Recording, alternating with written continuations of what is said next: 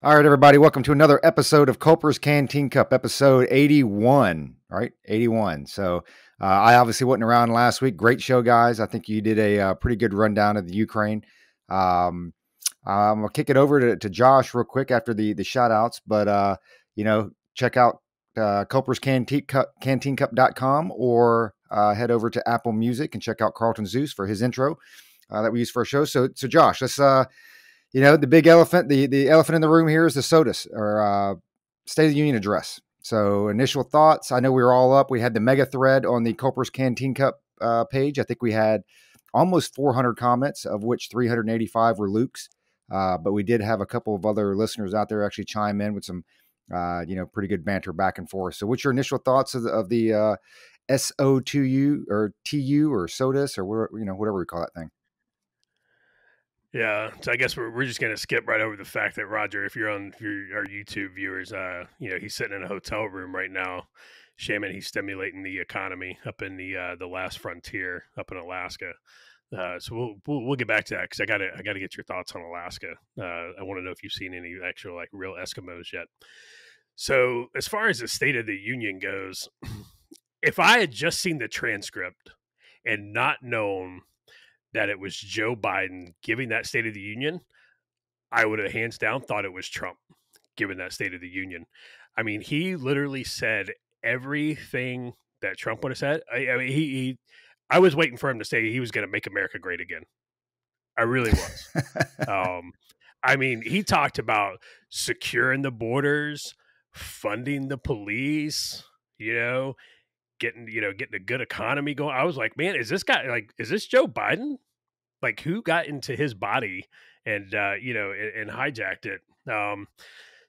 But that dream did not come true because it was unfortunately Joe Biden. So the comment thread was straight fire. On the C3 page, that was Luke's idea. Great idea.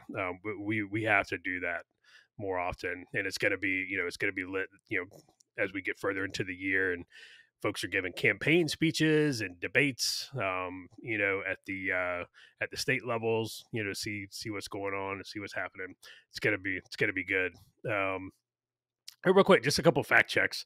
So they gave they came out, they gave the retort to the State of the Union. I can't remember her name, I apologize. She's the governor of Iowa, I believe.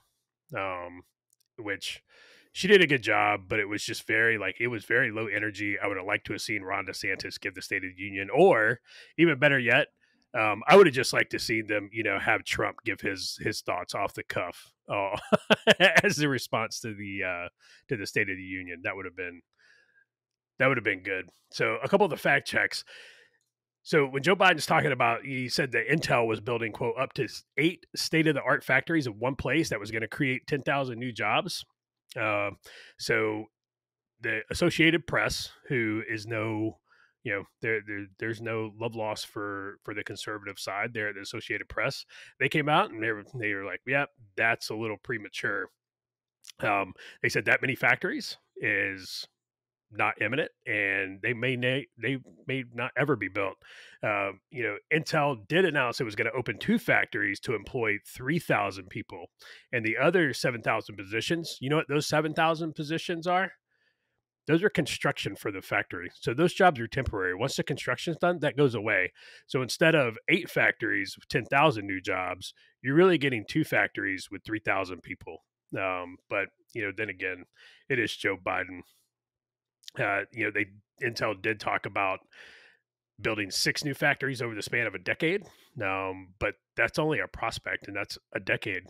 So, hey, man, new jobs are coming in about 10 years, if you if you want to believe it. And then he talked about the inflation, worst inflation in 40 years, well over 7% now. And then he blamed inflation on the microprocessors. He blamed inflation on that. He didn't blame the fact that they shuttered businesses and then pumped a whole bunch of cash into the economy. or anything, because heaven forbid that actually didn't cause inflation, because they would have to take some level of responsibility.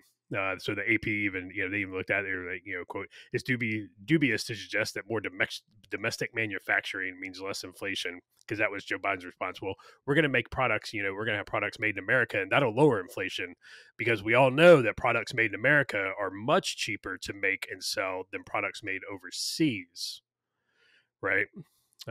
So it's, and then they, the AP also like, that's not even remotely close to the cause of inflation. So yeah. So on the guns, he brought up ghost guns, the really scary ghost guns that you can just buy the pieces and parts for and, assemble yourselves. Well, I mean, you can, but you got to mill some stuff. So you got to have, not anybody, can just, order that stuff offline and slap it together. There's some milling and drilling that's involved. So anyway, but then the thing that stood out on the guns is that he wants to repeal the liability shield that makes gun manufacturers, quote, the only industry in America that can't be sued, end quote. So for starters, Pfizer and Moderna would like a word with you, because I believe that we cannot sue Pfizer and Moderna for their vaccines that they made in 8 months under the, quote, Public Readiness Emergency Procedures Act. They have total immunity from liability if something unintentionally goes wrong with their vaccines. So Joe Biden saying the gun manufacturers are only ones is completely false. Gun manufacturers can be held liable for things, if a product is deficient, and stuff. So again, it was disingenuous and then just a flat out lie. When he said, secure the border, you talked about, sensors and stuff like that. Well, that's fine. I mean, you can have that's like putting a traffic cop, writing parking tickets in the middle of a riot. You can put all the sensors on the border if you want to. They're just going to walk right by them.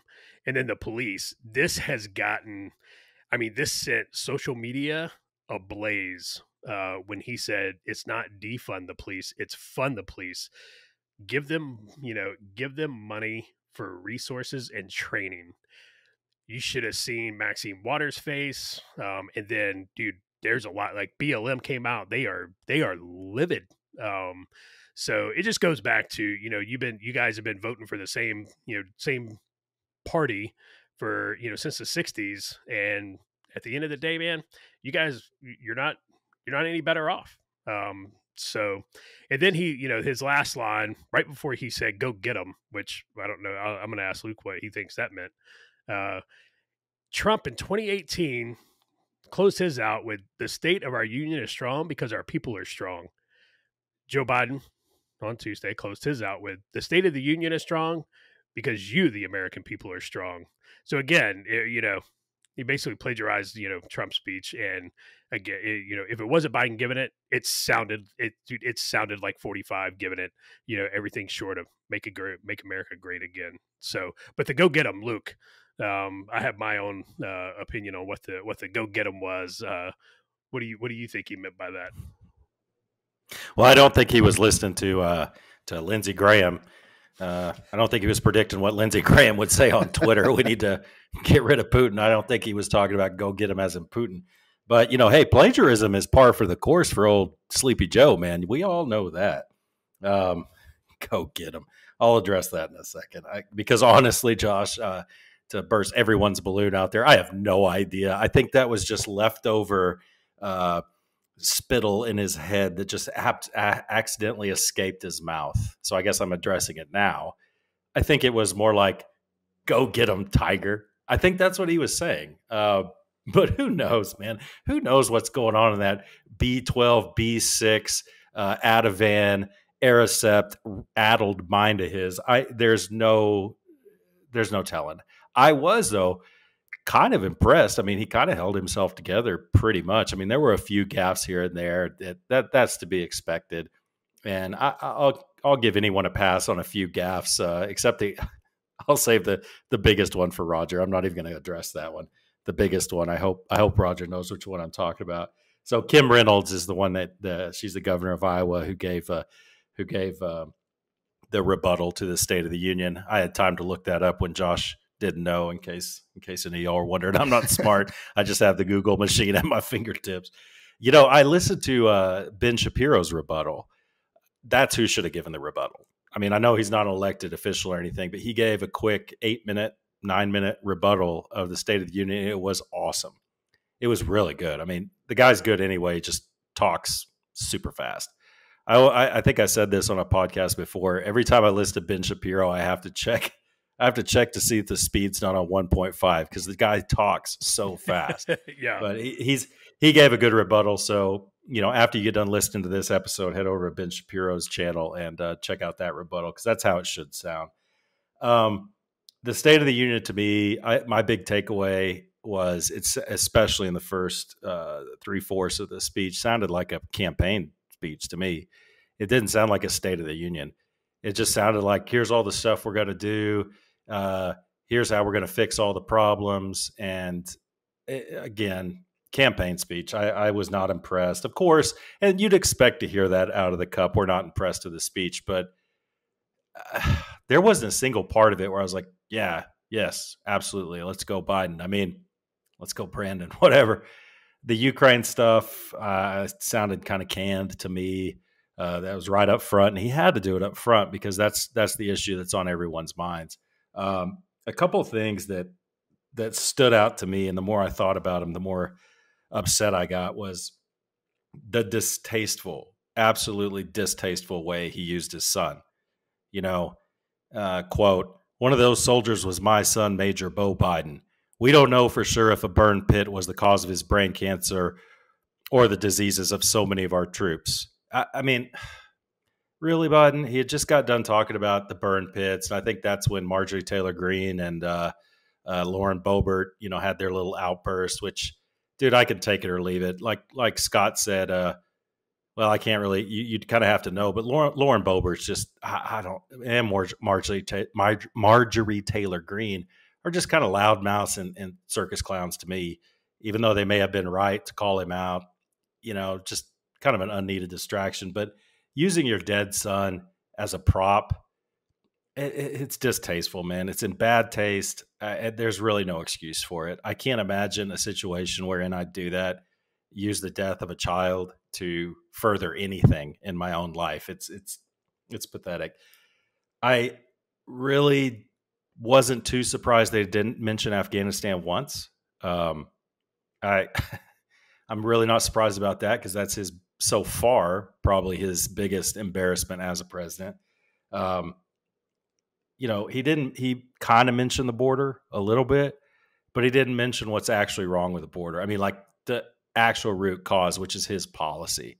It's bad. He's talking about intercepting drugs and stuff like that. It's like, man, that's just part of the problem. His policy is an absolute nightmare on the border, and not just his policy, but every Democrat policy. It's a mess, folks. It's bad down there, and it's worse than you think. Roger, I just wasn't. It didn't blow my skirt up. The thread was fun, but I think that if somebody came to the three of us and said, "Hey, put together exactly what you think the State of the Union will be," and you have 2 days to do it, I think we could have come pretty close. The verbiage wouldn't have been exactly right, but I think we might have come pretty close on the substance of it.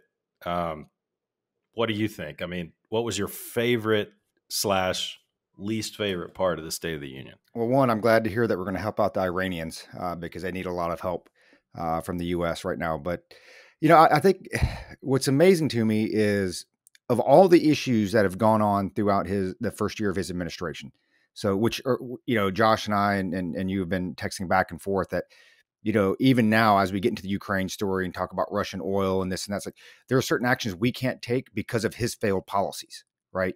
We were talking briefly about gas and this and that and how gas prices are going up. And hey, you know what? If gas was like, $2 a gallon or $2.25 a gallon or whatever, and you want to, stop the import of Russian oil or sanctions against Russian energy and, gas goes up a buck to $3. I mean, people won't like it, but it's easier to stomach. People can stomach that. Hey, we're doing this for, Ukraine and the Iranians or whoever we want to help. And whatever. People can kind of stomach that.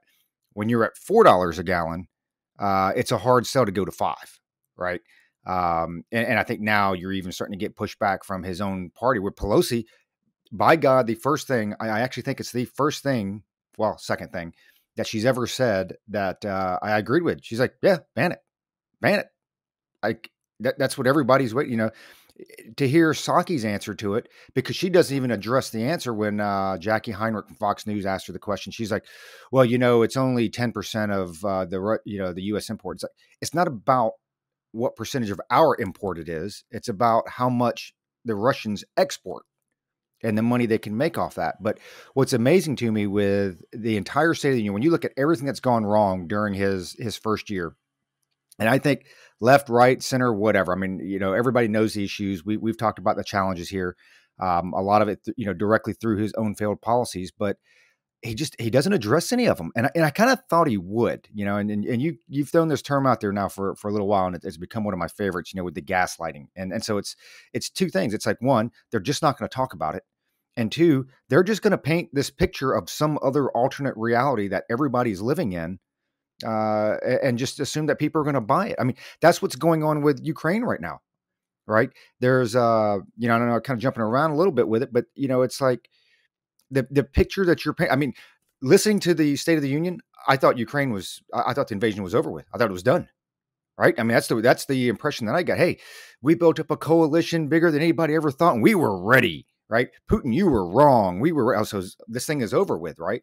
I mean, that's the way. Hey, man, it's got the victory flag. What was the Bush thing he had up on the aircraft carrier or whatever? I mean, that's what it sounded like to me. But it's like you're not even addressing any of the issues and the challenges, and so it makes me wonder. It's like, okay, they know they're not addressing it, so they don't want to bring it to the forefront. But everybody's got to be sitting there thinking, well, hey, what are you going to do to bring prices down? What are you going to do about inflation? What are you going to do about the Ukraine and this and that? And it's just a lot of the same talk, and then just this painting of this alternate reality. The mission accomplished banner. Thanks, Luke. The AP, it's kind of funny because Josh brought up the AP article, I think it was a day or 2 days ago. And if you go to culperscanteencup.com, we actually have a blog up about it. And like Josh said, the AP is no fan of the right, generally speaking. I think they do tend to lean a little to the left. And generally tend to look at Biden favorably. But when the AP goes in there and starts like, hey, man, this stuff isn't, this isn't accurate. There are issues. What's funny, though, when I was trying to pull up that article for this episode, of course, CNN and Washington Post had theirs on there. Now, according to CNN, everything Biden said was true. Everything. And it's like, I'm just sitting here, I'm just like, how can the two be so night and day? Because I think the AP gave a very objective look to it. Like, hey, okay, technically this might be true, but you have to have context, da-da-da-da-da. And CNN kind of does that. But I mean, everything from job growth under his administration, facts first, this is true. And then they kind of go in because people don't read, right? So they kind of go in, they're like, well, it was a recovery from COVID when the government, I mean, we talked about setting the forest on fire and then, receiving a medal for putting it out. It's like the government shut these businesses down. The government kept the employees at home. So it's kind of hard for me to give credit to the government, right, left, or whatever, to take credit for bringing jobs back when you shut them down. But they facts first. This is true, all bolded. And then they kind of go into their little, their rhetoric and some context. Biden on mask wearing COVID progress. Again, Biden is correct. Facts first, big bold. And then what they don't tell you is that, oh, by the way, well, they kind of changed the metric now because it was, just cases. Well, now they take a broader swath, right? It's like, basically, we're going to look at folks that are going to the hospital and dying, which is what they should have been doing. I mean, I'm tired even with the county I live in, Maricopa County, every day it's like 4,000 people caught COVID today. I mean, shouldn't we run out of people that have to catch COVID again? I mean, by now, like everybody should have already had it. I mean, I need to go back and actually tally up the numbers because I'm pretty sure we've hit the 4 million people that live in Maricopa County. So now we're just going back and we're recycling and hitting the same people over again. I'm like, who cares, man? I want to see the number of people that are going to the hospital and dying because of COVID, right? Solely because of COVID, not the 4 comorbidities that 75% of the people have at least 4. Dude, that was shocking to me. Like I knew there was 1 or 2. I was amazed at the percentage that had 4 or more comorbidities. It's incredible. And when you start, even though I wasn't a big, it's kind of funny because it goes back to like the Joe Rogan podcast. I wasn't a big listener of his podcast until they, until the media brought it up, made a big stink over it. And I'm like, let me check out what this guy's got to say. And now I've been, listening to 4 or 5 of his episodes. And, a lot of this talk with COVID, I mean, you do the research yourself, right? They provide the links, you go back through it and you look at it. And you're like, wow, when you look at like folks that are dying solely of COVID, it's like 10%, maybe 10%. But anyway, you go past that, you go to, strongest economic growth in 4 decades. And again, it's the, you've got a growth of 5.7%, but that is a very myopic view because obviously we all know the economy, there's several facets to that thing, right?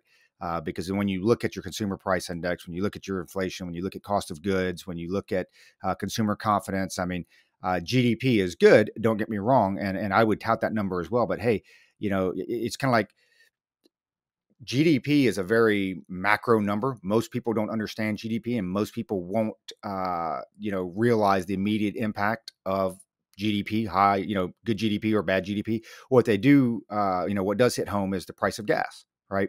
What does hit home is the price of a used vehicle or a new vehicle or your groceries. It came out today that wheat, corn, soy, the commodities, right, highest since 1970. They had a wheat grower that's like, we normally sell wheat, for $6 or whatever it is, a pound or whatever the hell, metric they use. And he's like, dude, we're into double digits now. He's like, I've never seen this in my lifetime. My father's never seen this in his lifetime. Those are the other pieces of the economy that, they don't tend to be talking about. Then he goes on to, assistance to Ukraine. We're giving more than $1 billion in direct assistance to Ukraine, and again, I think you guys did a great episode on that, but, I'm getting tired of the Ukraine piece, and we can kind of get into this a little bit about what's going on, but, I said it today when Anthony Blinken was up there on stage and giving his little speech, like, why are they even giving speeches anymore? They've already done the sanctions they're going to do, right? They've already imposed the sanctions they're going to impose. The only thing really left is the oil, Russian energy. And so now Blinken and Biden and Kamala and all them, now you're just giving a play-by-play. I get that on Fox News or CNN or MSNBC. It's like, I don't need you, because that's all he does. He gets up there and he just talks about what's already happened, what we've already seen. It's like, dude, you're like 2 days late to this party. It's like, either come to us with some action or don't, and I'll give it to Kirby, the DOD defense press secretary. I mean, at least he comes on Fox News and he takes, he takes questions. He takes the tough ones, and they were asking, it's like, hey, is the goal of this thing to stop the Russian advance?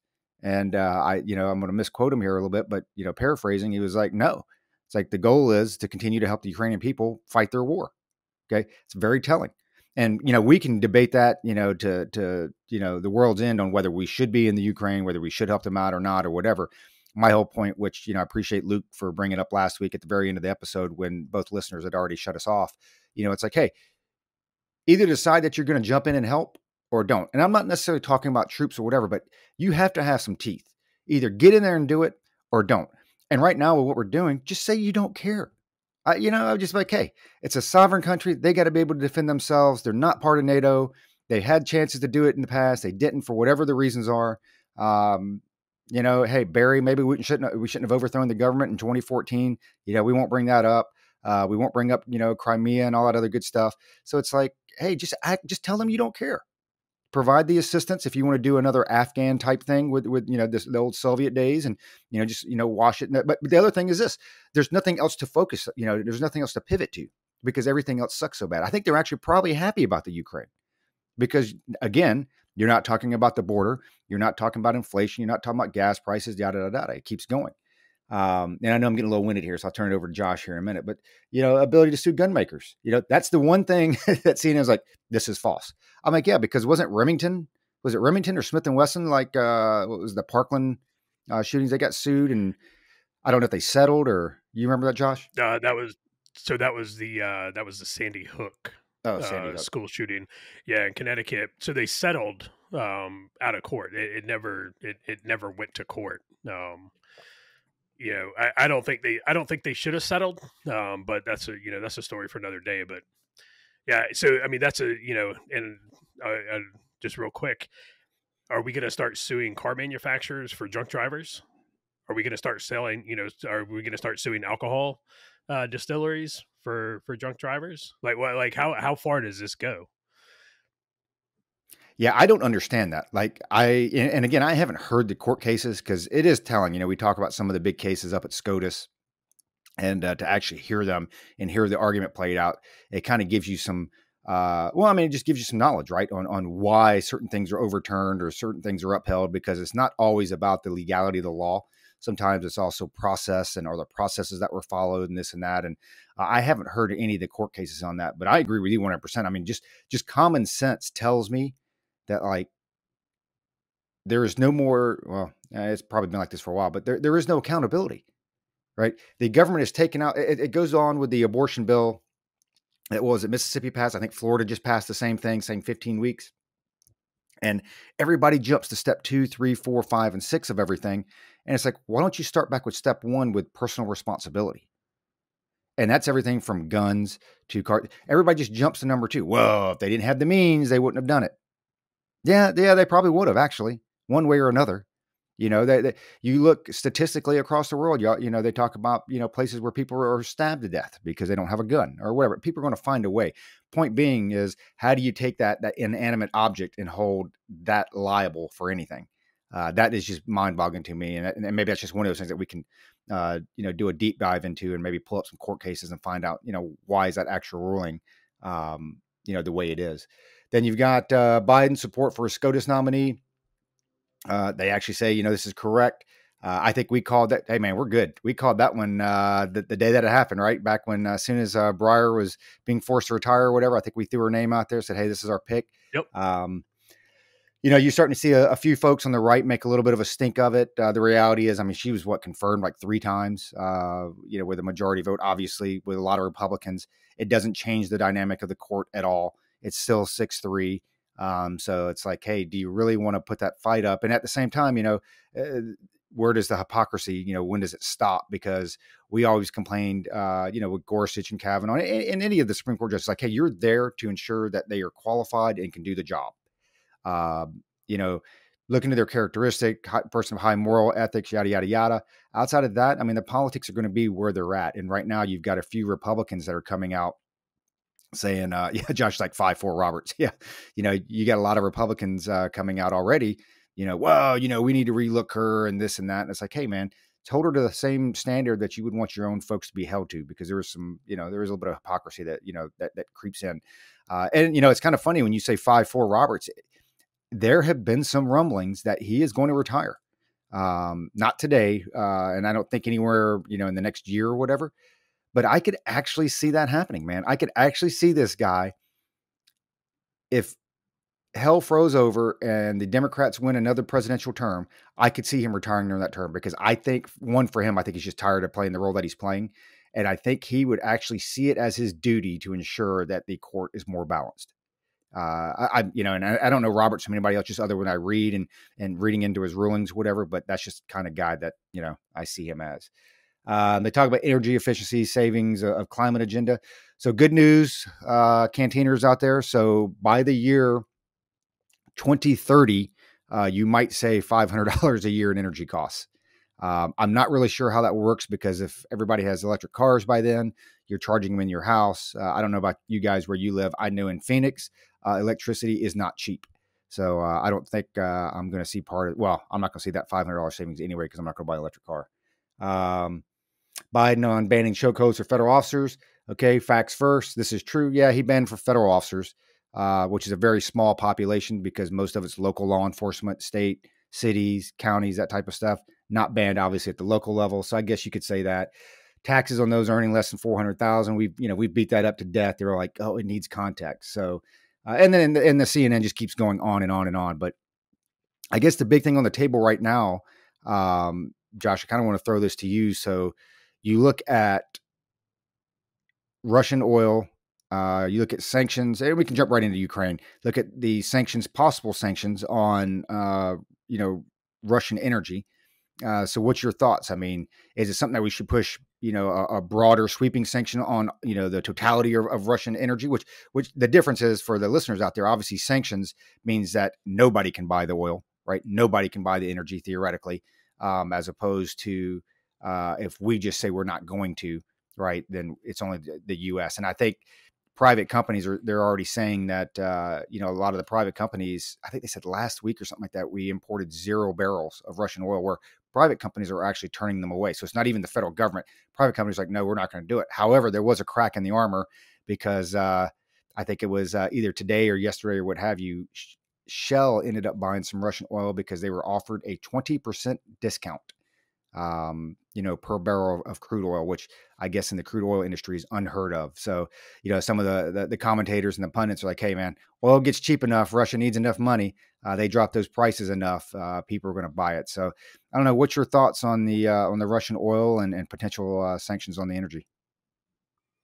That should have been one of the first things we did with sanctions. We should have sanctioned. So you can check out the Energy Information Administration website, and it breaks down how many barrels of energy sources, whether it's crude oil, whether it's fertilizer, whatever, that we purchase from all the various countries in the world, from OPEC, and it breaks it down. So they obviously don't, 2022 is not out yet, but in 2021, of the 7.86 million barrels per day we imported, the majority came from Canada.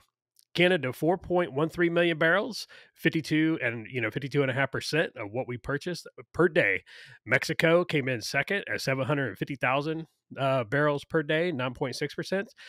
The imports that we got from outside North America, so we purchased 540,000 barrels a day. That was only 6%. So only 6% of our daily purchases of oil came from Russia. Right, that was the top non-continental U.S. continental contributor, and then the rest of it all came from OPEC countries like Saudi and UAE. And so here's what I don't understand: when Jen Psaki's up there and she said, well, the reason for inflation and the reason for high gas prices is because Russia's invading Ukraine. But then when you're like, well, why didn't you immediately sanction our purchasing Russian oil? And she said, well, it's only a small percentage. Okay, well, if it's only a small percentage, then why do gas prices go so high? And she can't answer that because those two just they don't make sense. What they're doing is they are waging war on the fossil fuel industry to try and they are going to try and ram the alternative energy sources down our throat now, and they're going to destroy the economy in the process, and they don't care. They truly don't care. As far as the COVID stuff in the State of the Union, one of the things that really irked me was, and I just got to say this, yeah, no, Luke, that's a great point. We're waging war only on our industry. We're not waging war on Russia. Today, we sent 49.5 million U.S. taxpayer dollars to Russia to buy oil today. So put that in your pipe and smoke it. So on the COVID piece, one thing Biden said, he got up there, and I just, I was incensed when he said it. He's like, let's not use COVID, as a means to divide us. And I'm kind of paraphrasing a little bit right there. Let's treat it for what it is, a damn deadly disease, and let's come together in unity and all that crap. But no, people need to know. People need to remember what was done to them over the last 2 years. I mean, think about, when COVID first started, what did we do? We arrested a man playing in the park with his kid by themselves. We arrested a guy out paddleboarding in the ocean by himself. We pushed sand into skate parks. They put locks and chains on swings. They locked up basketball hoops. Also, you couldn't be outside. Just because, and it was all for show. People died in hospitals by themselves. People died in nursing homes because Andrew Cuomo knowingly, intentionally put COVID infected patients inside nursing homes. Killed thousands. Kids, we set kids back years on learning and speech. And these people want the unity. People lost their jobs. People were fired from their jobs for not getting a vaccine. And now Pfizer released some of that data. Did you guys see the list of side effects from the data? Bro, it was linear feet of paper of side effects. That was the science they didn't want to tell you about. Dude, Who knows what's going to happen? I think we put up a blog about a month or two ago, and we started talking about like the mild and moderate side effects. And it's pretty interesting. You go in there and look at their definition of mild and moderate. Yes. You take a look at that, and then I forget what it was, and Luke, correct me if I'm wrong, but it was like 1 in 30, 1 in 35 people died. We destroyed the country. We destroyed the economy. Wait. Real quick. Can you clarify that 1 in 35 people died of during the trials when they did when they were doing some of the trials? And is that right? I got to go. So I'll go back and look and verify that. That sounds crazy. If that's true, that's insane. That's insane, dude. Yeah.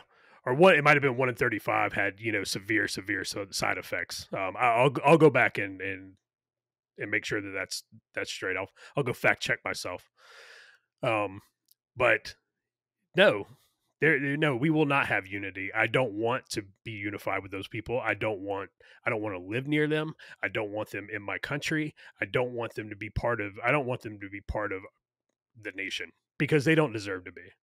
So I'm going to get off that and throw it over to Luke. I've got a lot more say on the Ukraine, but I'm going to stop with the COVID piece. I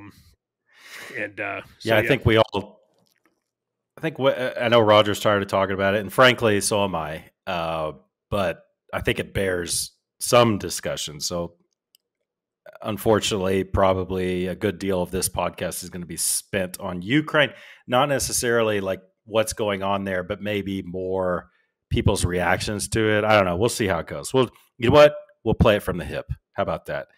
A couple more things, because we always do that. Roger, am I okay as far as my distance from the mic right now? Give me a thumbs up or thumbs down. Oh, yeah.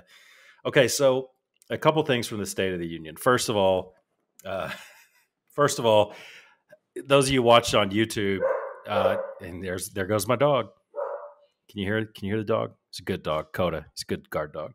But first thing on the State of the Union that I wanted to touch on, I forgot about, was we all saw something very unique, and I don't think a lot of people realized it when they saw it. We talk about Alex Jones and saying that we are ruled by lizard people and things like that. Well, congratulations, folks. That's right, Josh. During the State of the Union address, we very nearly got to see Nancy Pelosi shapeshift in front of our very eyes. When Joe Biden started talking about burn pits, she does one of these numbers. Ew, it was so weird, man. It was so weird. Dude, Josh, do your impression again. Do your impression again. Yeah, just like that. It was the strangest thing. I think she was about to shapeshift into a lizard person. I don't know. Another thing, Roger, you touched on Ketanji Brown Jackson. I thought immediately when he mentioned her, he was going to mention her skin color, and he didn't, which I thought that was very interesting. I mean, that's good. That's good that he didn't. He talked about her qualifications and so on and so forth, but he didn't mention her skin color, which that should have never factored into it anyway. I certainly hope she is the best qualified candidate. So I guess let's split it up a little bit, and Roger, no offense, but I'm going to kick it to Josh on this one. I think this Ukraine situation right now, just judging by social media, some messages I've gotten, some posts to my own personal Facebook page, Twitter, so on and so forth. I think this Ukraine situation right now is really underscoring a serious case of tribalism within the U.S. There was the tribalism with COVID, and man, I'm all over the place, but I'm going to jump back to now. I'll save the COVID for later, but we had two tribes during COVID, basically, maybe 2.6 or something like that. But with this Ukraine situation, it's fracturing and splintering into I don't know, 6 or 7 different tribes on what we should do and the way forward and things like that. So, I saw something real interesting today. Josh posted something about, it's always bad to fire artillery onto nuclear power plants. That's never good.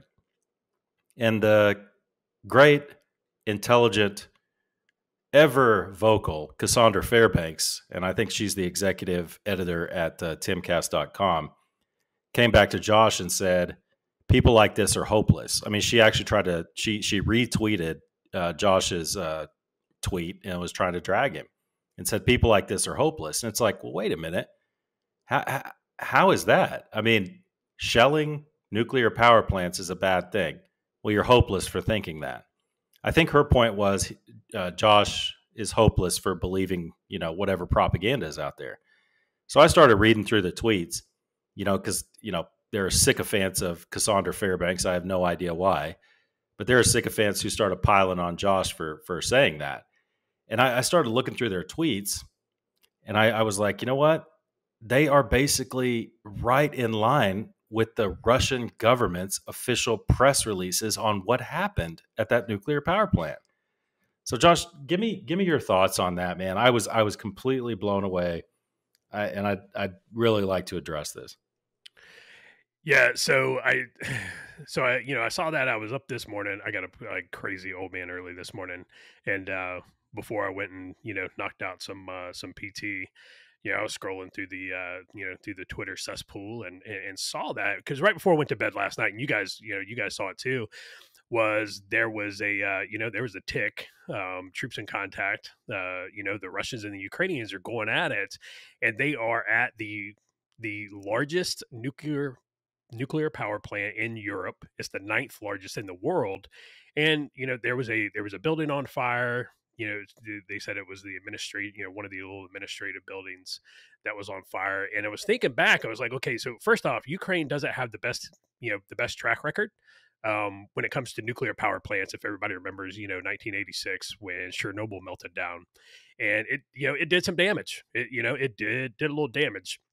And so, regardless of what side of the aisle you're on, whether you're out there supporting Russia for whatever, God knows whatever reason, or you're supporting Ukraine, I think we can all agree that, hey, if we're going to have a running gun battle and stuff, can we not do it at a nuclear power plant?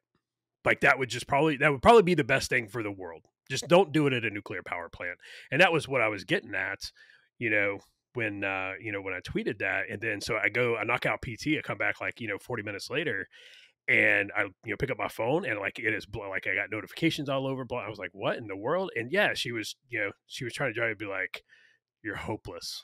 And I was like, hopeless, because I don't want gunfights and fires at nuclear power plants, because those are bad. I think we can all agree, fires at nuclear power plants are bad.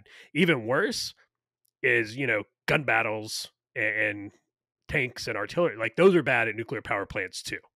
I thought that was something we could all agree on. But what I'm seeing, and we were talking about it later, is they were literally retweeting. Some folks were saying, no, that's not what happened. That's propaganda. That's fake news, because that's what the Ukrainians said. And they were saying this never happened.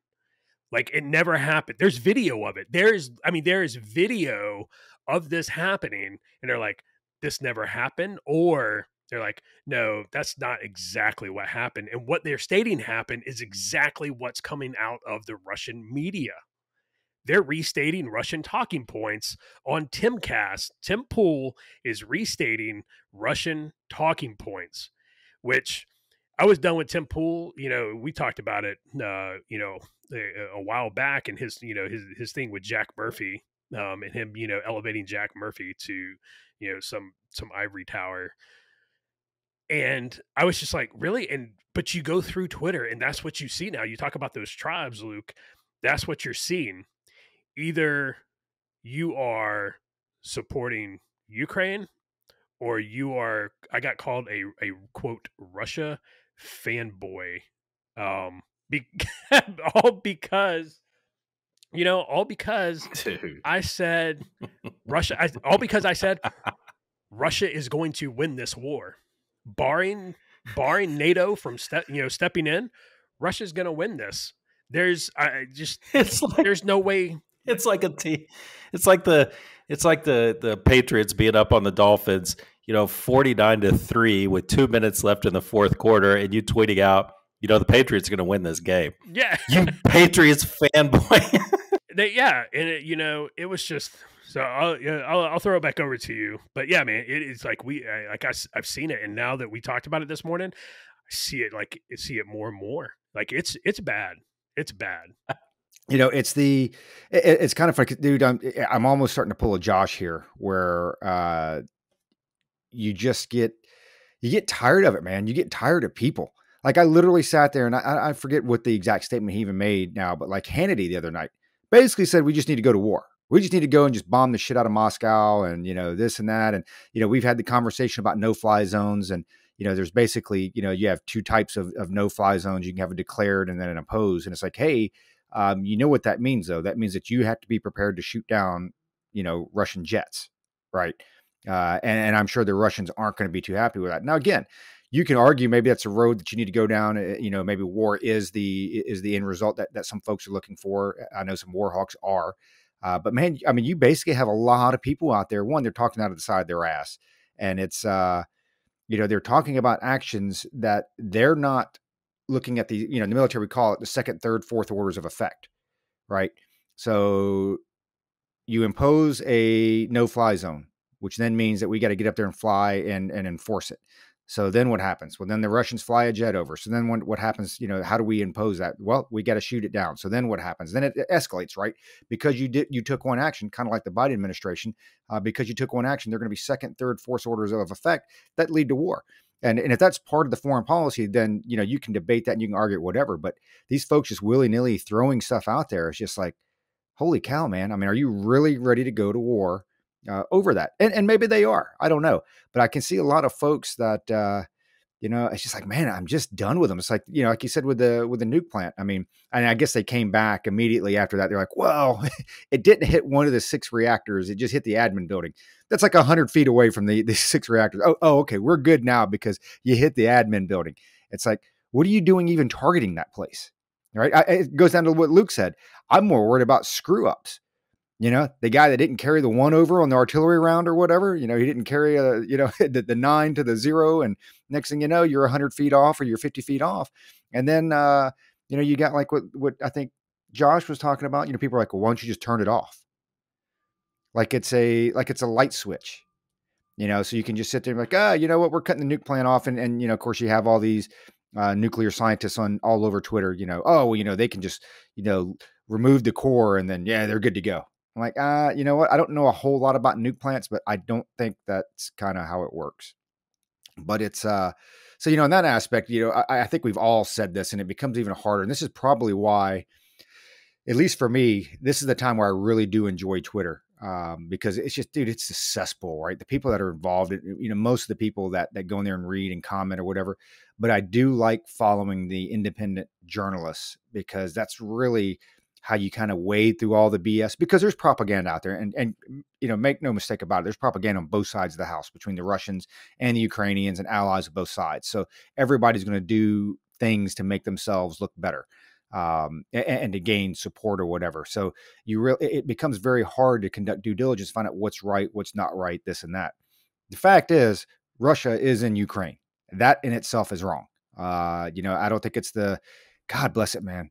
If you listeners out there have not gone back to hear Kamala Harris's, what was I think it was a radio show, right? That she was on. What is wrong with that? So, Ukraine is a small country and it's next to Russia, a bigger country. And the bigger country decided that they wanted to invade Ukraine, the smaller country. And that's basically kind of bad.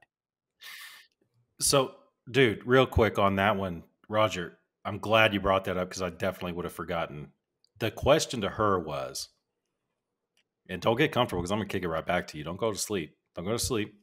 Go to sleep in that comfortable room you're in. The question that was asked to her was, explain to the layperson what's going on between Ukraine and Russia. and she went about explaining to the lay person. That's us, right? Not us, but most people. The lay person is someone who, at least has a high school education. Right. And she went on to explain it to someone that's in the first freaking grade. I thought that was incredibly insulting to the American people. This is your vice president. It might be insulting unless that's the way she understands it. That's the way she understands it. That's the problem, because there's nothing else that she's done that leads me to believe that she has any grasp of what's going on over there. I mean, seriously, think about it. Look at, every task that she's been giving. I think in her mind, that's like, and I bet, you know what? I mean, you laugh. Somebody in her cabinet was like, and I'm not kidding. They were like, look, they pulled out a piece of paper and they're like, let me draw this for you. They're like, let's pretend that's Russia. That's a big country. And then this smaller country is the Ukraine. And this bigger country went into that. I mean, dude, I'm telling you, she had a staffer do that for her. And I'll tie this back in with the State of the Union. But her response to that, and I haven't really heard from the administration or any of the officials, she missed an opportunity there to really give the so what, why we should care. Why should the American people care? She missed an opportunity, right? You're laying it out for the layperson. You had an opportunity to say, hey, this is what's going on. It's wrong. This is why we should care. Or this is, we don't care, whatever the case may be. Going back to the State of the Union, and Josh, tell me if you see it different. I almost thought, I think if it had been during Barry's years or even Bill Clinton's years, this was a point to pivot for the administration. I mean, they could have really pivoted on a lot, right? And got away with a whole lot. Because, we know the Green New Deal and we know how the progressives from the left, how far they try to push them, farther to the left. But this is a spot where, with poll numbers that are just going through the floor. I mean, even like your left wing pollsters are, they have him in the 30s, which means he's probably like at 20. But you see everything is going south. Basically, every decision he's made has been wrong. The effects have been exactly 180 from what he said was what was going to happen. But I thought that the Ukraine situation, when you look at State of the Union, that's a point that he could have pivoted, right? I mean, couldn't his campaign? That's when you say, hey, look, man, I'm all for climate change, rectifying that. I'm all for, taking, progressive actions, this and that. But hey, we got a war going on in Ukraine right now. We have to help these folks. You know what? I'm opening up some federal. It gives a reason, right? I'm going to open up some federal lands. We're going to do a couple new leases to get through this stuff because, you've got like Jen Psaki saying, well, opening up those lands right now wouldn't produce oil for another year. Because you're so far down that road. You should have never closed them to begin with. You wouldn't have this problem. You're in the problem. And that's the issue is there's no foresight. It's like, hey, where are we going to be a year from now? Maybe you should really look into opening some of these things back up. But I really felt they missed an opportunity, and maybe it's just them sticking to their guns. I mean, maybe you feel different, but I felt that was an opportunity when they could have really pivoted on energy. Try to get some control over, you already see the gas prices, right? They're blaming the gas price, increases on, Ukraine and Russia. Where it's like, hey, gas has been going up for the last year. Okay. Now, obviously this isn't helping it out, but gas was already on its way up. So let's not pretend that, the cost of beef is skyrocketing because of Ukraine right now. It's been going up, they're trying to tie all that in, but I do feel they missed an opportunity where they could have really pivoted and then continued along the line with, hey, man, what you're seeing now, again, the gaslighting, what you're seeing now is a result of what's going on in Russia and Ukraine. And oh, by the way, we're doing our part, right? Didn't Jen Psaki say that, standing up for your principles sometimes costs money or whatever? That's great. So what have we been doing for the last 14 months? This is all just recent, but do you think they missed an opportunity to pivot to where maybe he could have taken some actions to not really appease the left? They'd have been pissed off, but you appease the right and maybe get a bounce in his poll numbers. I think it was absolutely a chance to pivot because at the end of the day, they don't cart him out too often, in front of the in front of the microphone. When he did that 2-hour presser, that was probably the longest anybody had seen him in months, all at once. And dude, there were people sweating bullets on that one, especially his minders were just like, God, dude, especially when it comes, Q&A time, and they're like, dude, now he's freestyling, like, that it could have went anywhere. State of the Union, as long as you read what's on the page, Joe, you'll be okay. I think it was absolutely an opportunity for them to pivot, but like you said, he's been, he just, they can't help themselves, not to screw up. When the foreign policy piece that he's backed himself into, multiple corners on foreign policy. Bob Gates warned everybody. When Bob Gates said, "Hey, man, Joe Biden has been wrong on every major foreign policy decision in the last 40 years," he warned everybody. We can't shut off the Russian gas now because prices would go even higher.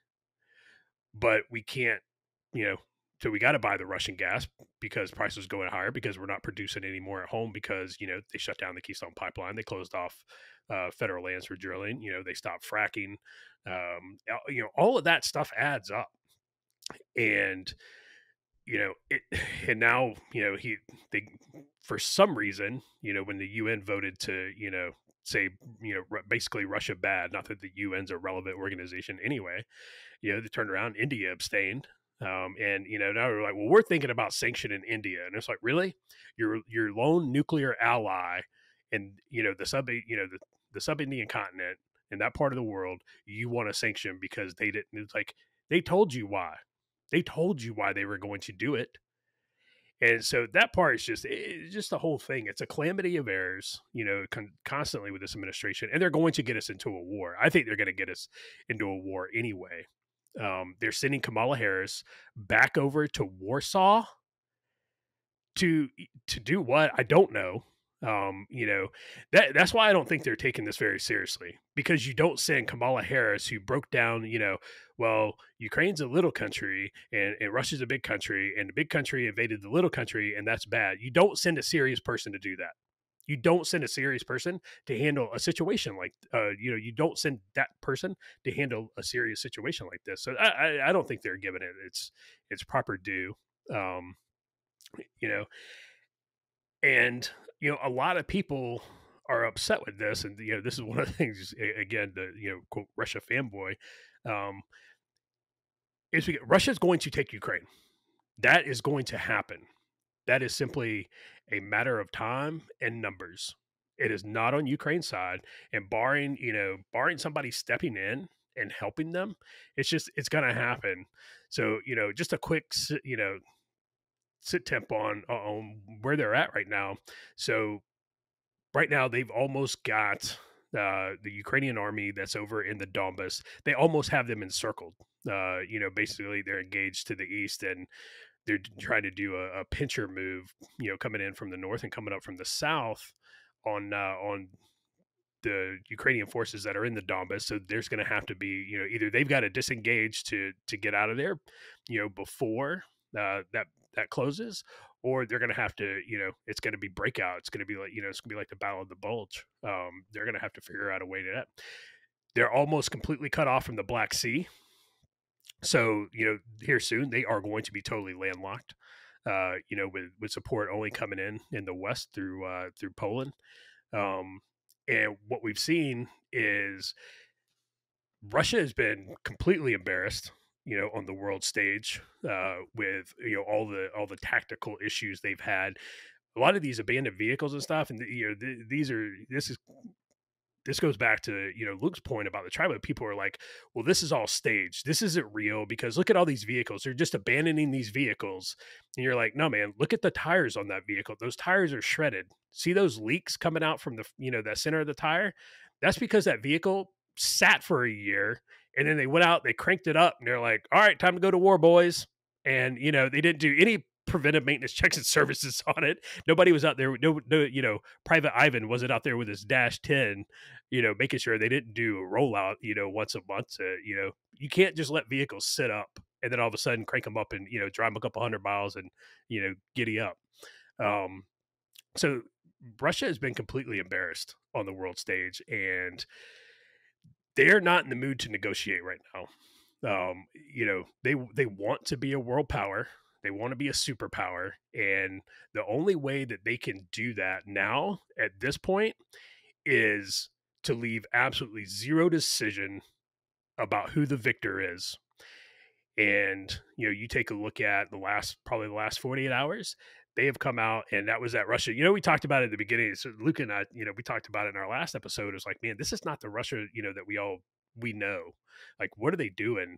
And then it came out, it was like, oh, there's cluster munitions, in downtown on, a civilian apartment building. There's the Russia we know. They are starting to absolutely level some cities. It's just, and Russia couched this as, we're going to denazify Ukraine and this and that, and it was like, okay, well, how do you do that? You come in and you scorch the earth, because that's how you would expect it.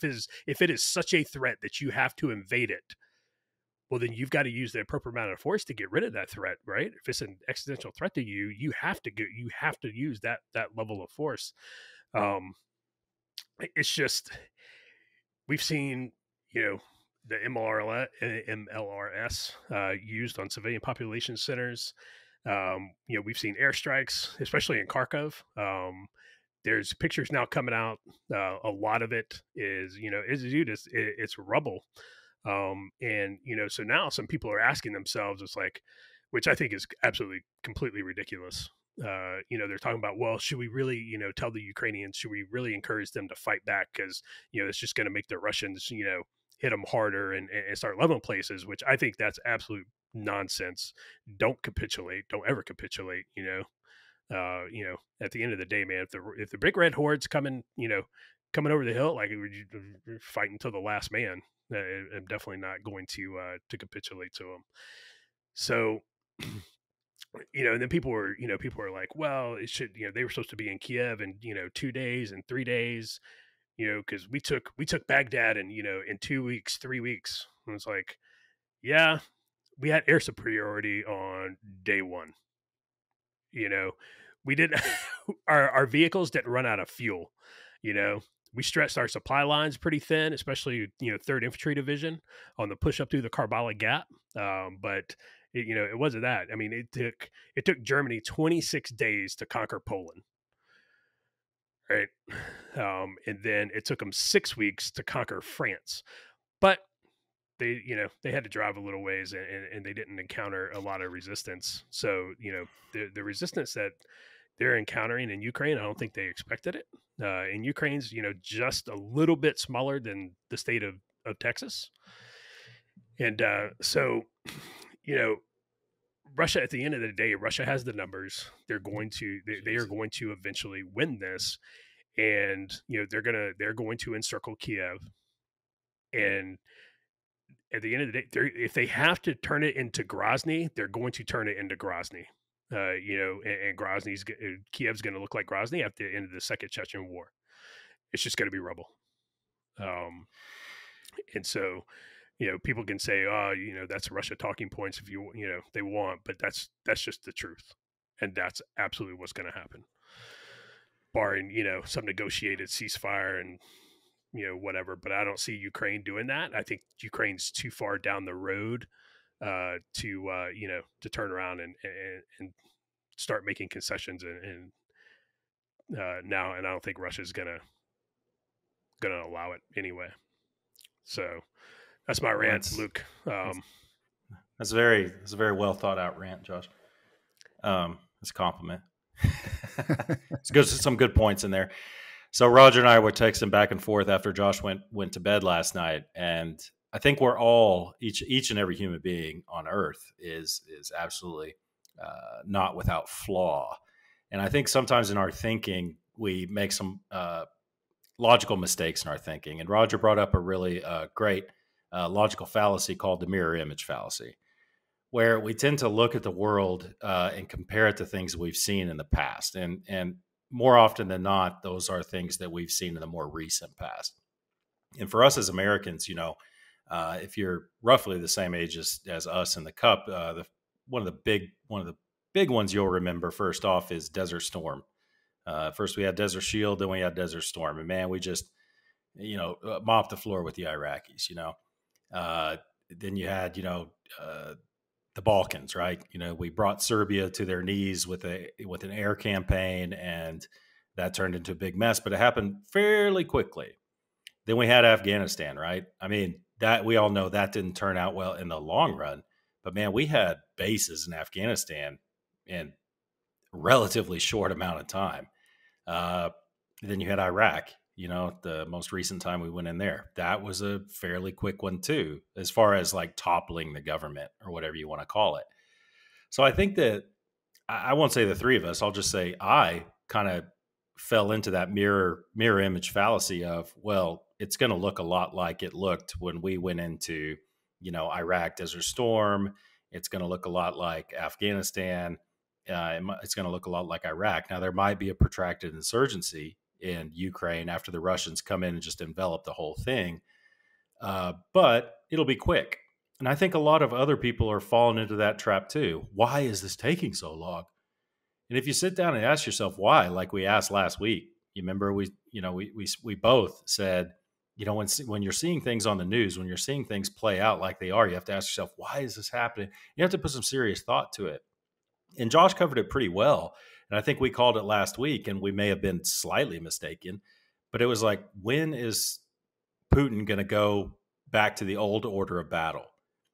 Where it's MLRSs and artillery and cluster munitions and the father of all bombs, thermobaric, weapons that just are absolutely devastating. When is that going to happen? Well, we're starting to see it. And it may not be, Josh, it may not be, and I'm not going to kick it to you, so don't even start getting excited. Don't give me that look. But Josh, it may not be what we said it was last week, which was, well, when he feels like he's backed into a corner, he's just going to do this. You know what it may be? It may be that this was his plan all along. A slow, protracted, let's go back to old school. He may be trying to take it back to old school Russian, German, maybe not German, but old school order of battle, where it's like, hey, man, this is an invasion, and we're going to slowly eat away at your country until it's just ours. And I think last night, because my wife's asked me questions about this because she doesn't track this stuff like we do. She wasn't in the military. She doesn't have this background. So I was lining it out to her. I was like, you see all those red? Because we watch Fox, of course. I was like, you see all that red on the map? It's kind of on the eastern end of Ukraine. Like Josh said, they've cut off the Black Sea. You see that now? 3 weeks from now, this is what it'll look like. And I lined out a little bit more red, and I was like, in 2 months from now, this is what it'll look like. And basically, it's all red except Western Ukraine, maybe. Okay? So I agree with you, Josh. I think this is a protracted invasion. I don't think it's going to change. I also don't think that people, veterans who, PCS'd after 7 years should be banding themselves together and being like, let's go to Ukraine and fight off the Ruskies. I think that's a bad idea, bro. I think that's a really bad idea. If you're really that serious about it, you're not going to accomplish anything by doing that, by getting 4 of your bros and going over there to fight the Ukrainians, asking, for, hey, does anybody got any NVGs I can borrow? I think that's a bad idea. That's kind of an aside. But dude, like we said, what did we say last week? What would Reagan do, right? WWRD. What would Reagan do? Invade Moldova. I think, right off the bat, let's send the 82nd Airborne Division into Moldova. Well, what's going on right now? There's a disputed territory with 1,500 Russian troops in Moldova, Transnistria, I think it's called, who's saying, we demand independence. Maybe you wouldn't have been doing that if the entire 82nd Airborne Division was sitting in Moldova right now. Moldova is on the border of Ukraine and Romania, for those of you who don't know. And Moldova is not in NATO. So Moldova is it's a little bit like Ukraine, and it's a mess. But, dude, I'm getting a little miffed at people saying they listen to us and then asking questions that we covered a year and a half ago, 2 weeks ago, 3 weeks ago. I just hope that people are paying attention. It's not we're the smartest people in the world, but we've called a lot of things with this, particularly Putin. The guy's not a madman, okay? He's just an effing Russian dictator, okay? This is how Russian dictators act. This is how strong Russian dictators act. It's not a damn madman. So these people who seem to want to go to war, seem to want to have a no-fly zone, seem to want to send U.S. troops in there. Best case scenario, we send them in and the no nukes start flying. Have you people not been paying attention to what's been going on the past 20 years? Things did not go well in Afghanistan.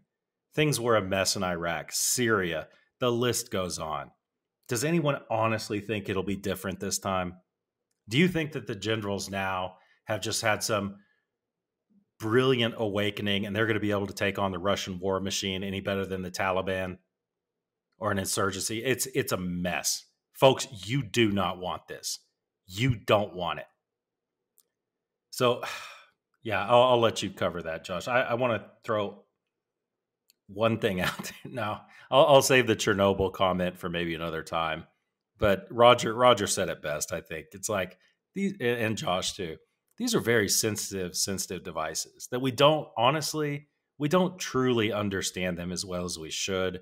They're not truly as safe. That's not a Gen 4 nuclear reactor. There's stuff that could go wrong with that. You have no idea. And when it goes wrong, it's like, holy shit, how did that happen? And then a bunch of scientists got to get together and figure out why. Dude, go back. If folks, if you haven't seen the HBO special Chernobyl, go back and watch that.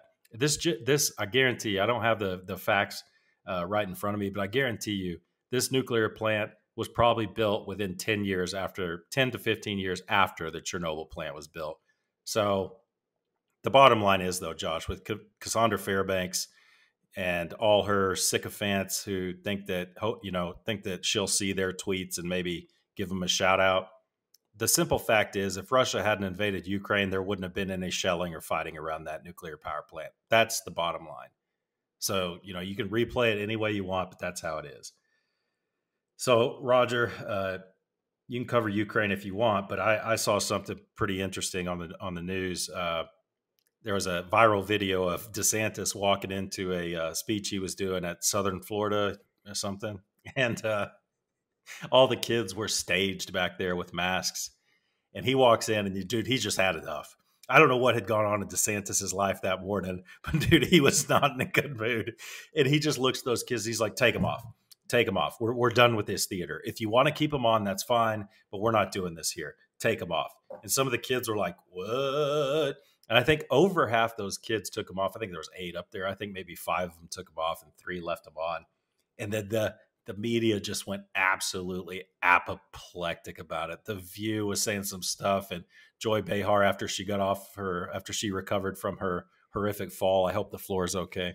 But after she recovered from her horrific fall there on The View, they just gave DeSantis the business. And, he appeared on some show last night. I don't remember which one it was. And I listened to that dude talk, and I'm telling you right now, I want that guy to be my president. I like DeSantis a lot. So what are your comments on that video? I know we touched on COVID. What do you think, man? I was actually surprised at how much I shouldn't be surprised, but the left crucified him.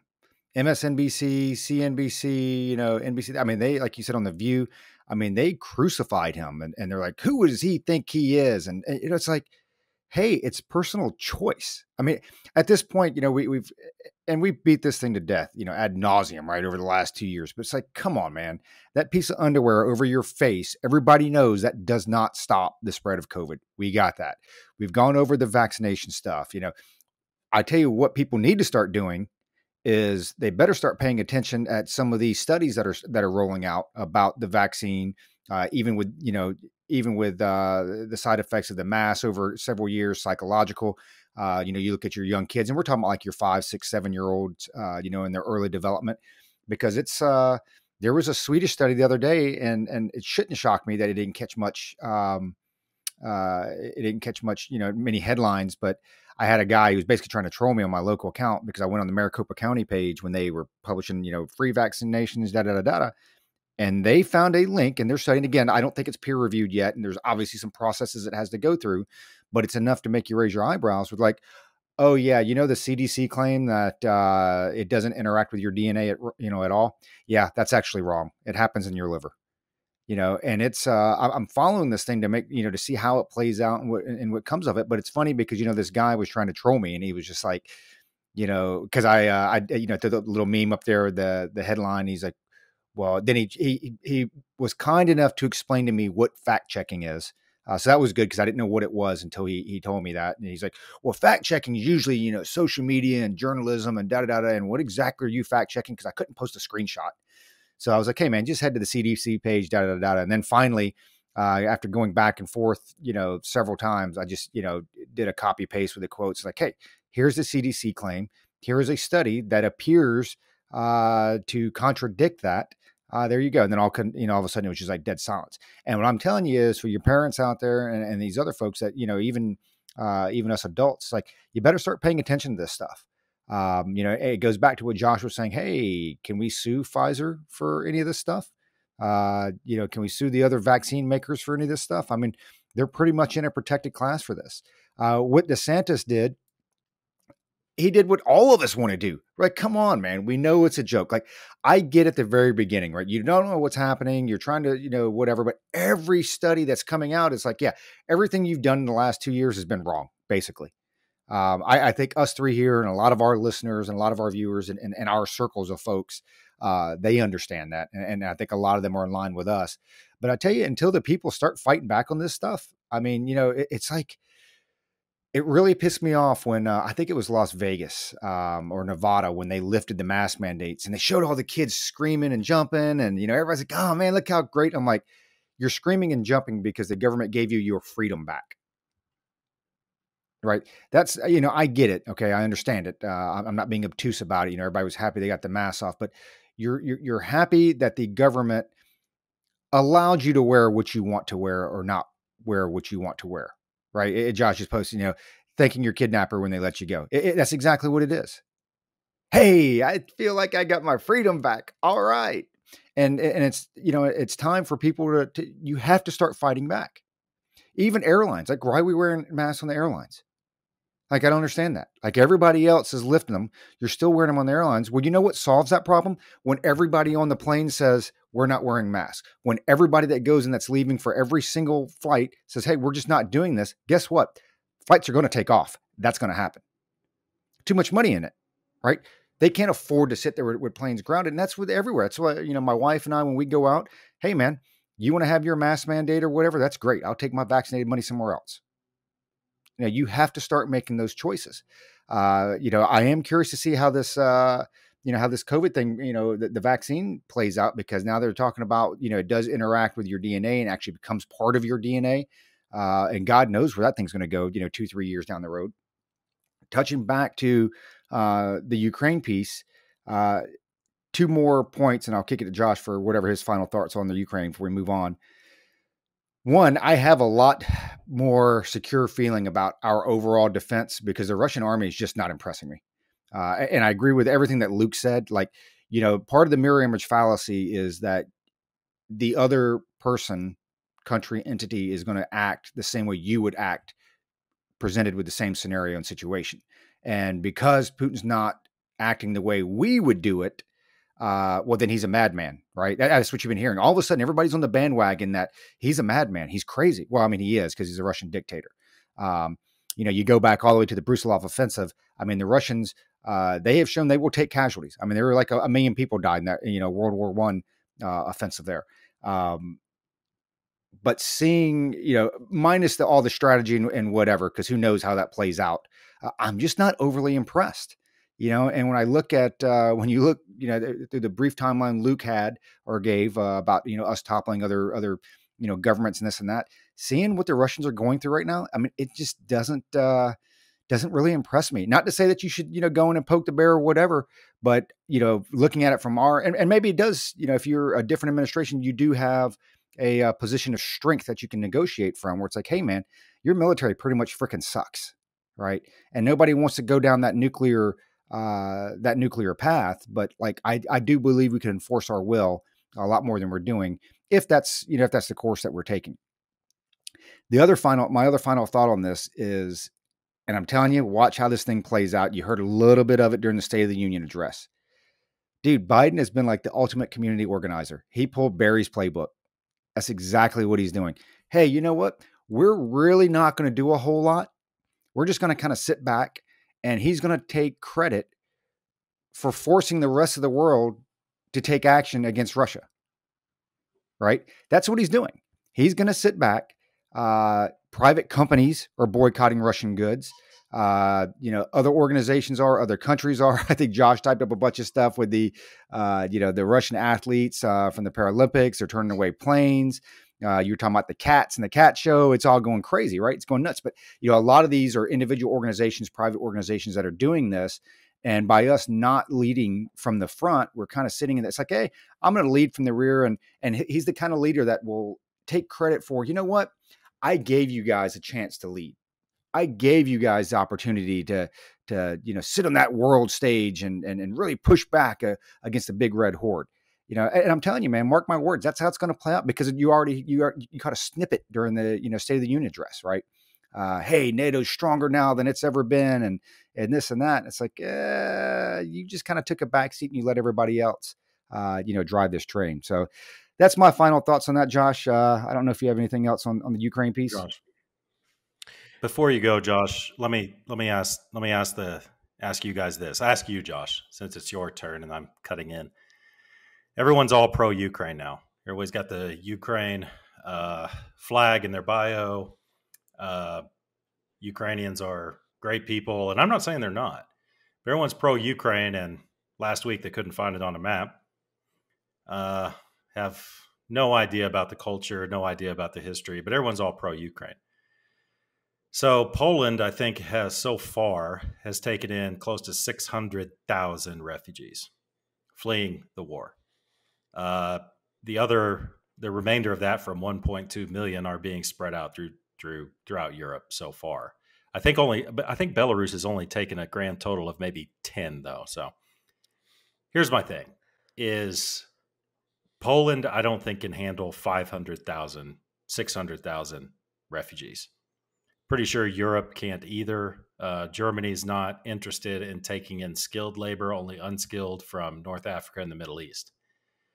So how long until we start feeling the refugee impact from Ukraine? Which, hey, man, I'm not saying I'm against it. I'm just saying, when's it going to happen? Because I think it's going to. I think we're going to see an influx of Ukrainian and possibly Russian refugees. Well, how do you feel about that? And you think that's a possibility, or you think I'm all just messed up? No, I think that's a distinct, definite possibility. For us to take in Ukrainian and Russian refugees. I saw Poland do it, and people were talking about, man, Poland's really, really stepping up. And it's like, hey, man, Poland's done this for a while. Poland is one of those countries that does not get the credit it deserves, mainly because Germany's right there and they're attention whores. But Poland, man, they have been solid for a very long time. They were solid in Afghanistan. They were solid in Iraq. When Trump wanted to move, U.S. troops out of Germany, to Poland, and everybody, was like, oh my God, that's, giving Putin an advantage, even though we were moving them closer to Russia, because those same people who couldn't find Ukraine on a map, they can't find Poland on a map either. And, so no, I think it's a distinct possibility, and as long as they're vetted, I'm all for it. So no issue with that. A couple things to close out. My thoughts on Ukraine for now is what we are doing to Russians around the world who didn't have a damn thing to do with the invasion is appalling. It is appalling. Morally bankrupt. You know how Americans of Japanese descent wound up in internment camps in World War II? This is how. This right here is exactly how. The International Paralympic Committee banned Russian and Belarusian athletes for the Paralympic Games that started today. They literally ban handicapped people from competing in the Paralympics, something that those folks probably been, they've been training for forever, and we banned them from the games. Well, the Paralympic, committee did. Banned them from the games. Why? Because they're Russian. Because they're Belarusian. I'm pretty sure the guy in the handbike with no legs, I'm pretty sure he didn't have a damn thing to do with Putin invading Ukraine.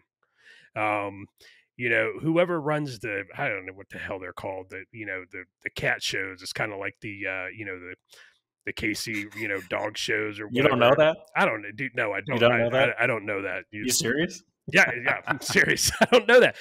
So they ban Russian cats. Like Russian cats can't compete in I guess there's a breed of cat that it comes from Russia. They can't compete in the competition. Did the cat have anything to do with Putin invading Ukraine? Really? In Canada, there was in one of the soccer leagues up in Canada. Oh, you're a kid. You're a teenager. Oh, you're Russian. You can't play on the team. That is what's happening right now. That is, dude. That is beyond morally bankrupt. That is absolutely morally bankrupt and is absolutely insane. So our kids, our oldest, our high school, they've got some kids there that are Russian descent. And, we talked about it. It was like, are they being mistreated? Have you seen anybody be mean to them? Like, no, not really. It's like, okay, well, if you do, you stop it. You step in and stop it. Because that is absolutely complete. It's just complete bullshit. So you don't think kids that age are like commies in training or anything like that? I mean, like, should they stop it all or? I mean, kids living in America, probably no at that age, probably not commies. Unless they're illegals. Unless they're illegals, right.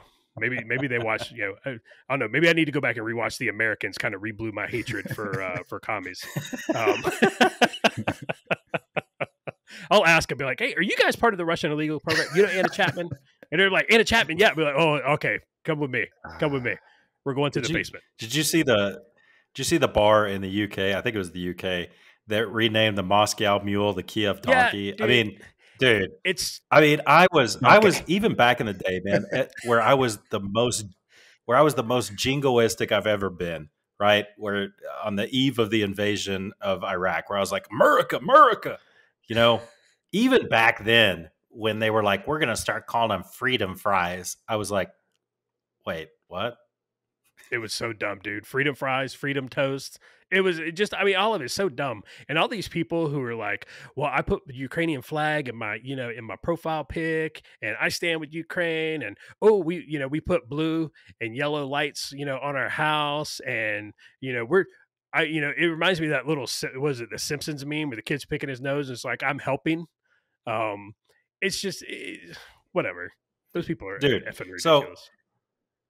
So, dude, this is why it's not even fun to do satire anymore. I fancy myself somewhat of a satirist, and I think I put out like last week or something before all this started taking off. I was like, I'm boycotting Russian salad dressing because that'll do about as much good as putting a Ukraine flag in my bio. And I was trying to be a satirist. I was like, this is satire. Ban Russian salad dressing. And no joke, dude. Like 3 days ago, that came across Twitter. I'm not eating Russian salad dressing anymore. I'm like, this isn't even fun anymore. Dude, it's not. It becomes reality in less than a week. So Roy Culper, the North Carolina governor, called for all the ABC boards to remove Russian vodka from the shelves of the ABC stores, right? All right, so two things. One, the stores already bought that. The store has already paid for it. The only person who is losing money on that deal is the store owner. That's it. And two, a lot of the Russian vodkas these days, they just carry the name, right? The lineage. They're not even made or bottled in Russia. So, again, what are we doing? This is such a nonsense. But with what we're seeing, though, we're seeing, this, real quick, last point, and I'll throw it over to you, is this is the result of 15 years, 20 years of cancel culture. I have to do something. I have to do my part, right? This is what we're seeing. This is cancel culture at its finest. This is cancel culture that's keeping handicapped folks who didn't have a damn thing to do with the invasion from competing in games that they have trained their entire life for. You're going to tell that handicapped person that they can't compete in the Paralympics? Well, sorry, dude, because you're Russian. But what? It's this is such bullshit. But this is where we're at as a society, and it's very, very bad and dark place to be. But what if he's competing in the games in the future because he participated in the war against Ukraine and that's how he lost his legs? Would you be for it then? You're so ridiculous. You're absolutely so ridiculous. I mean, depends on how the war turns out, I guess, right? I mean, you know, all these people who want to cancel Russian vodka, let me tell you, I mean, like Josh said, I think the majority of Stoli is now bottled in Pennsylvania or something. I mean, but here's the fate I wish upon anyone who's like, yeah, Russian vodka. No, one of the worst alcoholic drinks I've ever had in my life was vodka that was produced and bottled in Ukraine. Dude, I didn't know that vodka could taste bad. Oh, man, we went to this bar in Simferopol down there in Crimea, and all these people do is just drink vodka. I mean, there's nothing to order. It's like they bring you want something to drink? Sure. And they bring a bottle. It's like a beer bottle, like a big 24-ounce beer bottle full of this vodka. And it's like the old cartoons. It has XXX on the side or something. I mean, there's no label. There's no nothing. And it was absolutely horrendous. And this dude at the table, this Ukrainian dude, was sitting with us. And he's like, check this out. And he puts a napkin over a glass. And he pours, probably half a glass of that vodka through the napkin into the glass. And he lifts up the napkin. And the napkin is no joke, like dark, like someone had smeared charcoal on it. And it's like, and I'm looking at the bottle, it's clear. It's just, man, that's the fate I wish on people who are like, I'm not eating Russian salad dressing. I'm not drinking Russian vodka. Okay, switch over that Ukraine shit I had in Crimea and you'll see, whatever. It's like Roger said though, man, just drink bourbon, bro. Just drink bourbon. Cause I doubt there are many bourbon distilleries and bottlers in Russia. So Roger, you said we were going to move on to something else. I mean, what else is there to move on to, Well, I'm a little pissed off because I guess we can go around the horn here once before we end this thing. But so on Thursday, the House of Representatives passed a bill. I'll just read this straight from the headline. Passed a bill Thursday aimed at helping veterans expose the toxic burn pits. So basically, for all of us that were in Iraq and Afghanistan and around the world, that's how the military gets rid of its trash, right? We just kind of burn shit. And folks that are exposed to it, you're starting to find out, especially years later, man, like people are dying from this stuff. It's kind of like, what was, I forget the exact cause of it, but, during the 9/11 event, the towers came down and all the, inhalation of particles and all that stuff. And people, they're dying like 20 years later, right? And so they're starting to find some similar things are happening. And especially with vets, it's, if you're retired, it's one thing because you obviously have continued health care. When you don't retire and you just do 5 or 6 years and get out, or, you're chaptered out because you couldn't pass your PT test and now you want to go fight, the Ukrainian invasion. But you don't, it's really hard to get good healthcare, right? And you can't really go to the VA and get healthcare for that unless they recognize it and yada, yada, yada. So basically this was a bill to say, hey, look, if we can tie you to one of these areas, you can go to the VA hospital. Let's get you checked out. And there's obviously some more strings to it. There's a certain amount of money that's got to go in. I think it's like $30 billion. And, there's a certain time period and they basically do put some checks and balances in there, or they attempt to. What's killing me is 174 Republicans voted against this thing, including Josh's favorite guy, Dan Crenshaw. And for the life of me, I've gone back through and I've read the bill. And again, I'm not a legislative expert, so reading all the fine print, it's a little murky to me sometimes. But I go through and you can actually read the statements that were made, for those that supported it and those that opposed it, and everything for the life of me that I can find is basically it's too much money and is going to bog down the VA system that's already bogged down enough. That's the excuse.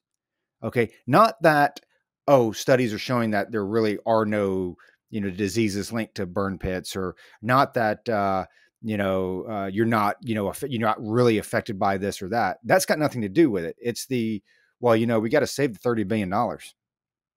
And, we don't really want to overload the VA healthcare system anymore.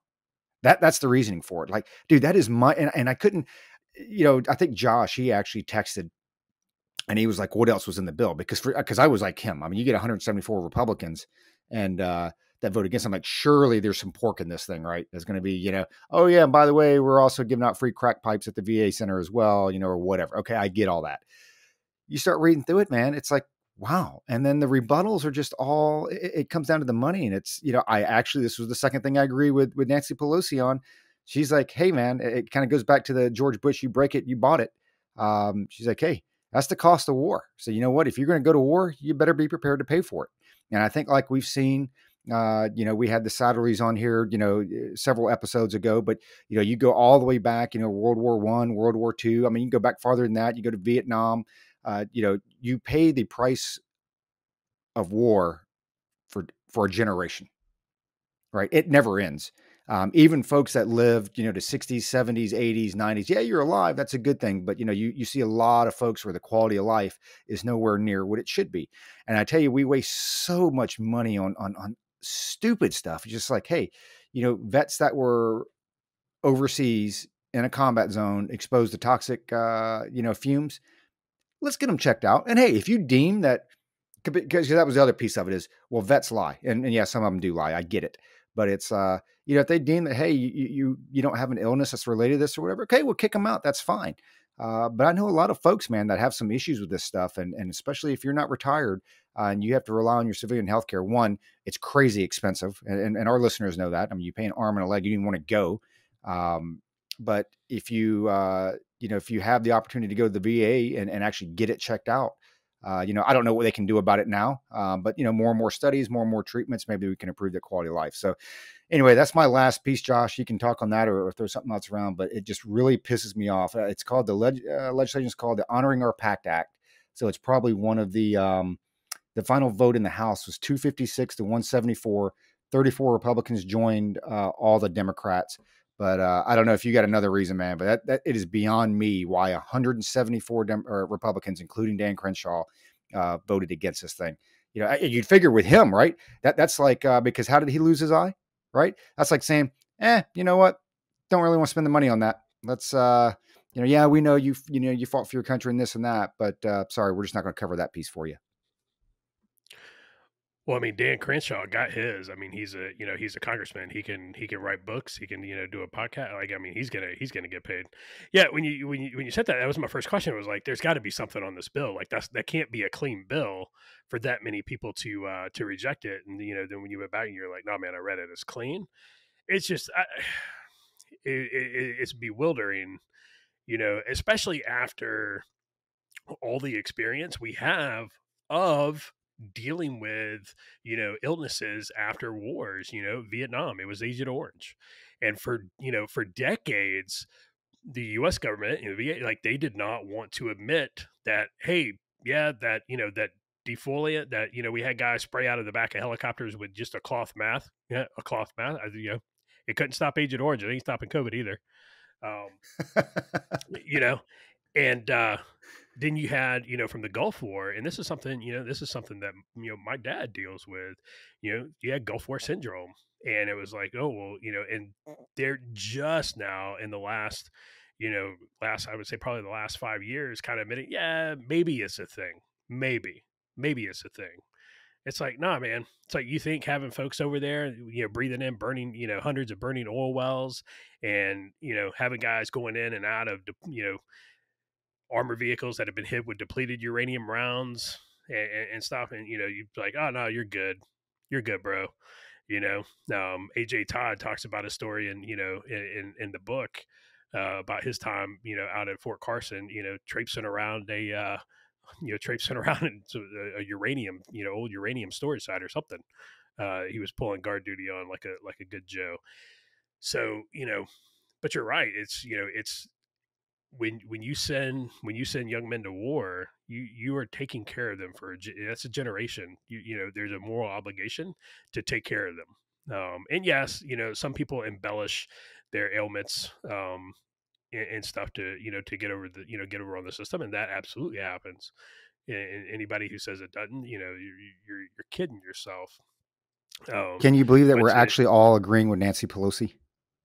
it's Like, it's what's the world crazy. coming to, man? Well, what's nuts is Hell hath frozen over. that's right. It's the one time that so now it's the one time, and the last 15 years, Republicans want to be fiscally conservative after making it rain like Pac-Man Jones. Absolutely crazy. Again, Barack Obama tried to do the same thing. They tried to balance the budget on the backs of veterans.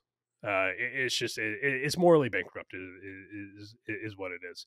And the last I'll say, then I'll kick it over to Luke is, so we talk about the morality, and is there a moral imperative in these? You take a look at Cambodia. What helped Pol Pot come to power?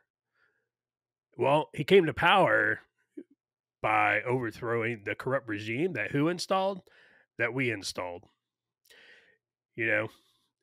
Whether you love him or hate him, and I mean, he's definitely got a fan club now. Vladimir Zelensky, he's not clean. He's not clean by virtue, one, of being a politician. He's damn sure not clean by virtue of being an Eastern European politician, right? That's just like the double whammy. But we went in, we basically overthrew Lukashenko. I'm completely butchering his name. We talked about it last episode, and now we're paying the price for that. Or we're paying the price fiscally. Ukrainians are paying the price in blood, and I don't know what's gonna how it's gonna go. I don't know what's gonna happen. I don't I think we're going to get drug into it militarily at the end of the day. Anyway, I think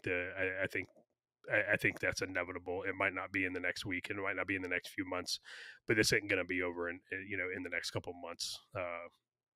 We're going to get drug into it at some point militarily, and I think everybody needs to kind of mentally prepare for that. So other than that, man, I am taking off to the mountains on Sunday. It's 20th wedding anniversary. So the wife and I are tearing out of here, and gonna go spend some time in the mountains with no internet and enjoy it. So 20 years, huh? I'm gonna start calling you Bill Cosby. I keep asking her. I'm like, man, it's like 20 years, really? It's like, what you got? You got Stockholm syndrome or what? She's got cataract. I got the cataract. This is where I tell everybody she's blind and deaf. So, but yeah, man, that's what I'm up to, and that's gonna do it for me. So, Luke, man, what you got? Last thoughts? Good on her, man. 20 years. 20 years. That was more of a hardship on her than you. I can tell you that right now. I think we all three agree on that. Boy, I can hardly handle 20 minutes of Josh, let alone 20 years. So God bless that woman, man. Seriously. But congratulations, Josh. That's a milestone, man. That's a big one.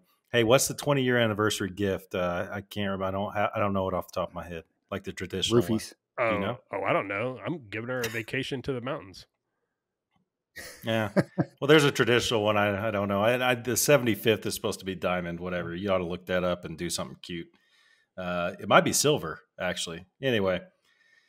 So, yeah, with respect to war and stuff like that, I tend to agree with Josh. I hope he's wrong. I hope I'm wrong. And I definitely hope it doesn't resort to any sort of use of nuclear weapons, because one of the most misunderstood